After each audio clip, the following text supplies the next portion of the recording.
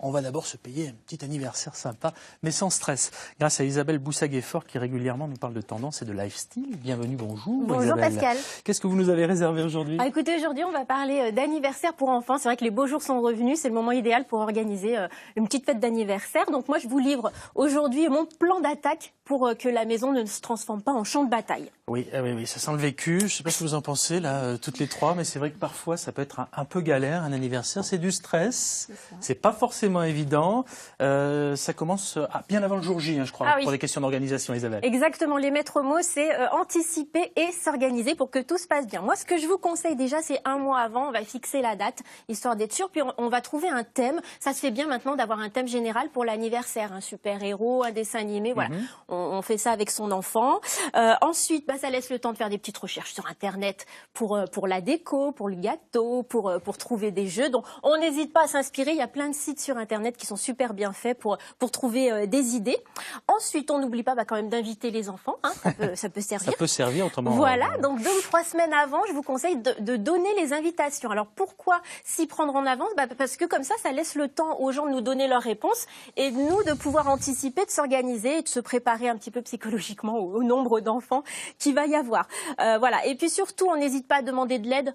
Parce que ça ne se fait pas tout seul. C'est vrai que pour gérer ce petit monde, il faudra être au moins 2 adultes. Donc, on n'hésite pas à demander de l'aide. Voilà.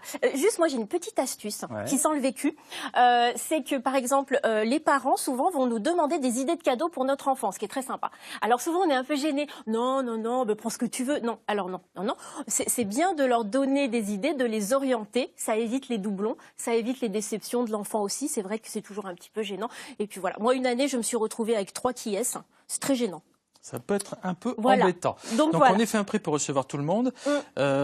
Pour que tout se passe bien, petit conseil supplémentaire peut-être pendant pour la vraiment fête. faire en sorte que pendant la fête, ça se passe parfaitement bien. Exactement. Je vous ai parlé d'avant, mais alors pendant la fête, comment on fait pour que tout se passe bien? Alors, on n'est jamais sûr que ça va bien se passer, mais déjà, première chose, quand les parents, c'est vrai qu'on n'y pense pas, quand les parents amènent leurs enfants sur place, on prend les numéros de téléphone des parents. Parce qu'on les a pas forcément et parce que ça peut servir, on ne sait jamais s'il y a un enfant qui pleure, s'il se fait mal. Voilà. Ça, on note les numéros de téléphone. Ensuite, on prépare assez d'activités pour occuper ce petit monde tout le temps. Pourquoi? Parce qu'à un moment, les parents, ils en ont un petit peu. Bon, c'est vrai que ça fait beaucoup d'enfants, beaucoup de bruit. On est tenté de leur dire, les enfants, allez jouer dans la chambre. Non. Ah non, on ne dit pas ça. Non, on ne dit pas ça parce que c'est l'assurance du carnet. C'est le carnage assuré.